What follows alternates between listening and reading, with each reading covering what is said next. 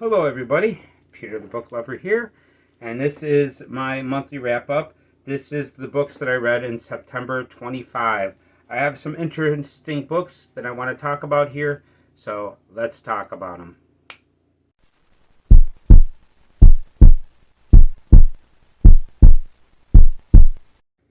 Hello everybody, I'm Peter the Book Lover. I have a YouTube channel where I talk about books and movies, and I have a good time doing it. And this is what we call a haul video. This is all the books that I read in the month of September of 2025. And I read some really interesting books. I really enjoyed a lot of them. So let's talk about these books. But before we talk about these books, I want to first thank you for stopping by. And if you like this video, please do me a favor, hit the like button so I know that you like the video. And if you really like my videos and you want to see more, please subscribe. I would really appreciate it if you subscribed. And let me know what you think in the comments. I would really love to hear from you. Okay, that out of the way, let's start talking about these books that I read. Now, I'm going to keep these descriptions brief because I really don't want to make the video too long. I've made this video before, and I kind of talked about these books a little bit, and it started turning into a very long video. So I'm just going to be really brief on the descriptions of these books. That out of the way, let's get into this. Okay, so the first book is a book that came out in 1996, and it was written by Stephen E. Ambroshe. And this is called Crazy Horse and Custard. And what this book is about is pretty much the life story of Crazy Horse and also the life story of Custard. And you get to see how Crazy Horse was brought up, and you also get to see how George Armstrong Custer was brought up. And at the same time, it's there's a lot of history in like the mid 1800s. You know what I mean? Up until you get to the Battle of Little Bighorn, which is in 1876, and it goes a little bit further. And then there's the talk about history, certain events that was going on. And this was a really interesting book. I really enjoyed it. I learned quite a bit about the Indians, how they lived, and a lot of the troubles that the Indians had with the settlers that were moving in. And I really enjoyed this book a lot. It was a nice book, and it was a really enjoyable read. If by any chance you come across this, I do recommend you read this. So the next book that I read is a book that came out in 2004, and this was written by Catherine A. Welch. And this is a book called Geronimo, and this is a biography of Geronimo. And this was an Apache Indian. I read this after reading about Crazy Horse and Custard. So I had this book about Indians, so I read about this. This is an Apache warrior that grew up with the Apaches. And an interesting thing about this guy's story is that he lost his whole family because the Mexicans killed his family. And an interesting thing that you need to think about is that they say that white men stole the land off of the Indians. Well, the only reason that was because the Mexicans weren't able to do it, because the Mexicans were trying for many, many years to steal the land from the Indians before it was taken over by settlers, and the settlers moved in with them. And this was an interesting story. I found out that when people jump out of the plane, the reason why they say Geronimo is because Geronimo had a lot of courage, and he was a brave Indian warrior. So that's the reason why they say Geronimo when they jump out of a plane, to give them courage. And I also found out that the Apache helicopter is named the Apache helicopter in the honor of the Apache tribe. And this was a really short book, but it was a really interesting book, and I really enjoyed it. So the next book is a book that came out in 1990. This was written by Ross Miller, and this was The Great Chicago Fire. Now, this book was written by a professor, so this was a little dry, And this was about the Chicago fire, but it was more about the architecture and the process of rebuilding the Chicago after the fire, and the mistakes they made when they were first rebuilding the city, and how they fixed the mistakes. And it also talks about the Columbian Exposition Fair. It's a fair in Chicago that happened in 1893. It was called the White City, and they explain how they built that. And it's ironic because it wind up catching on fire afterwards. And yeah, this was a really interesting book about the Chicago fire, but it was more about architecture than it was about the Chicago fire. But at the same time, I enjoyed reading it because I learned a lot from this book. So it was pretty cool. Okay, so the next book that I'm going to talk about is a book that came out in 1973, and this is written by John Gotti, I think it is, and this is The Taking of Pelham 123. And what this is a heist, and this is a story where four people hijack a subway train in New York, and they hold it hostage for $1 million. And that's pretty much the premise of this, and how they go about dealing with this hostage situation.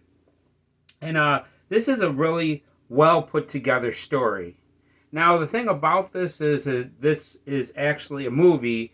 I'm not sure what year it came out, but it's starring Robert Shaw. Robert Shaw is the head actor, and also Walter Matthau. And that movie with Robert Shaw is really an excellent movie. In my opinion, it was better than the book, because they added a couple things in the movie that improved things. It didn't take away from things, especially this death scene at the end of the movie. The death scene they added into the movie was a lot better than what they had in the book, and I thought that was really great. Now, anybody that wants to read this book this is a great book, but there's a lot of racism in this book, so take it with a grain of salt. If if that's really offensive to you, maybe you should avoid this book. But if you look past that, it's a really interesting story. It really is.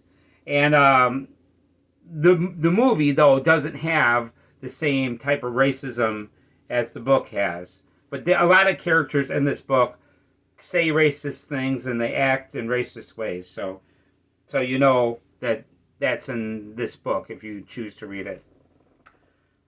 Take it with a grain of salt. Okay, so the next book that I'm going to talk about is a book that came out in 2022, and this was written by Mike Sullivan, and this is a story called Dogs.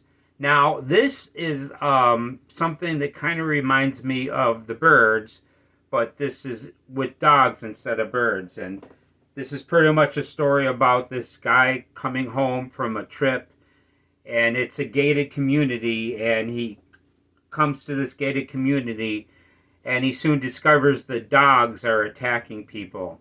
And yeah, this was a very short book. This was like 110 pages long, and it was really fast for me to read this. I literally read this in one day.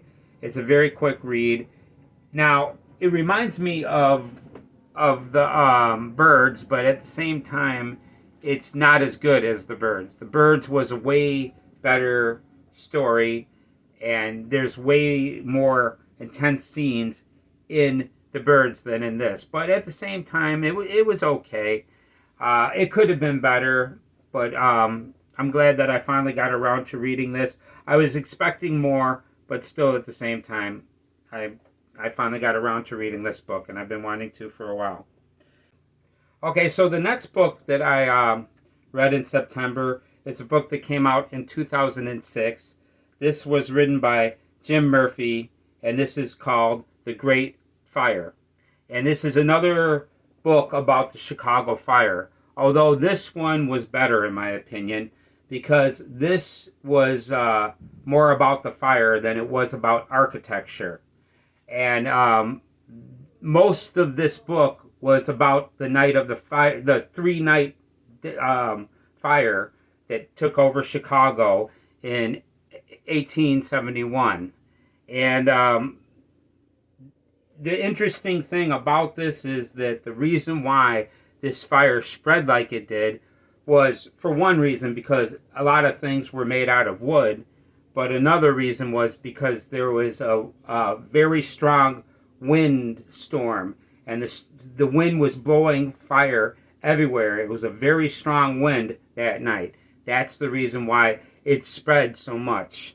Now, one thing that was really cool about this book is that every chapter that you read, there's a map of the city, and it kind of has this like darkened spot of where the fire was as you read along. So you see it a little speck, and then the next one you see about a 4-block radius of it spread to that, and then you see an 8-block radius the next chapter, and then you eventually see it spread to the whole city. And that really was cool to let you know how this fire spread. And this was told from 5 different people. 5 people left diaries, so where they were explaining what they were going through during this 3-day event, because this fire was burning for 3 days. And I really enjoyed that. It's like you got to kind of see the experience of what people went through as they're trying to evacuate the city, how the streets were really crowded, how you'd be going in a direction and then all of a sudden you couldn't go in that direction because the fire would be spreading over there, and a lot of other stuff like this. This was a really fantastic book about the Chicago fire, and I would recommend this over the Great Chicago Fire. But at the same time, the Great Chicago Fire was an interesting book as well. And another interesting fact, I don't know if the cow knocked over a lantern and started the fire, but the fire was started on the Leary property. There's a first-hand account of what happened. There's a guy with a peg leg that actually seen the fire start. And yeah, it was really interesting. This was a fantastic book, and I highly recommend it. It was one of the better books that I read this month. Okay, so the last book that I'm going to talk about is a book that came out in 1943. And this was written by William Saroyan. And this is the book called The Human Comedy. And what this book is it's about a family that lives in Ithaca, California, around 1942. And it covers several of the family members of this family. It starts off with the baby, Ulysses, and then it gets into the main character of the story, which is Homer McCauley. And they've got a sister, Beth, and then they also have a brother, Marcus, that's serving as a soldier during the war. So I think he was drafted. And what this story is about, this is a coming-of-age story, because the main character, Homer, is actually 14 years old, and he's really ambitious for his age, and he's really wants to work really badly, and he's a great worker. So he winds up getting a job in a telegraph office when he's supposed to be 16 working there, but he's actually 14 and he's working at the telegraph office. And this is loaded with a bunch of little stories that really don't go anywhere, but the main part of the story is him working at the messenger's office. And when he's coming of age is that working at this telegraph office and giving message to people during the war, a lot of these messages are returning to a family member dying on somebody. So he's got to give these messages to people, and it kind of really matures him. And it's really hard for him to deal with this for being this young, because people take it really hard when they find out their family members died. And the 2 other people that run this telegraph office, there's the manager and another employee, that both of these guys drink a lot because they get really depressed with all the telegrams they got to give of people dying.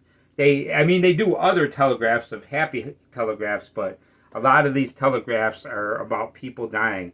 And it's really hard to do this job because dealing with that is really hard. And the thing about this book that makes it really good, that I really enjoyed this book a lot, is because at the end of this book, there's this double tragedy that happens at the end of this book. And it's kind of a shock when this happens. You expect that something's going to happen, but you don't expect the double tragedy that happens. And there's, in a conversation, I'm not going to say this verbatim, but there is something said in this book that kind of got to me, and I'm paraphrasing here, and that's, I really like this. It says that when people die, part of them leaves you and you can never see again, but the best part of people stays with you way after death. And that is a nice thing to think about. If you lose somebody, you could always have the memory of that person, and that part of the person stays with you, and that was a really nice thing. I really like this book a lot. The Human Comedy is a really good book. I highly recommend it. It's a short book. It didn't take you a lot of time to read, and the chapters are really short, so it's easy to get into this book. And I really liked it a lot. It was a very good book, and I highly recommend it. So that's all the books that I finished this month. Now, I started reading this book, The World According to Garp, by John Irving. This one, I believe, came out in 1976 or 74. I'm not sure when it came out. But this one is a very interesting book so far. I'm enjoying it. I'm about halfway through this book. And yeah, it's a pretty interesting book, and I'm enjoying it. I love the beginning of this book. It's pretty funny the way that it starts. Now, the thing about it is, I've heard people say that this was written beautifully. In my opinion, no, it's written very well. But in my opinion of beautiful writing, that's Edgar Allan Poe, Charles Dickens, or Jane Eyre, written by Charlotte Brontë. Those are books that are like written beautifully. And this wasn't written beautifully. This has a lot of comedy in it and a lot of funny situations. A lot of sexual content is in this book, but not perverted. But it's a really interesting book. I'm enjoying it quite a bit. And that's the book that I'm reading right now. I'm about 300 pages in, and that's pretty enjoyable. So, there you go. That's my monthly wrap-up. I've worked really hard on this video. I hope you enjoyed it. If you're still here and you're giving me your time, I want you to know that I really appreciate you giving me your time. It means an awful lot to me, and I want to thank you from the bottom of my heart. Thank you so much. And that's about it. I've got more videos coming, so come back and check out my other videos that I'm going to be posting soon. And that's about it. I'm Peter the Book Lover. I want to thank you for coming by, and I hope to see you in the next video. See ya.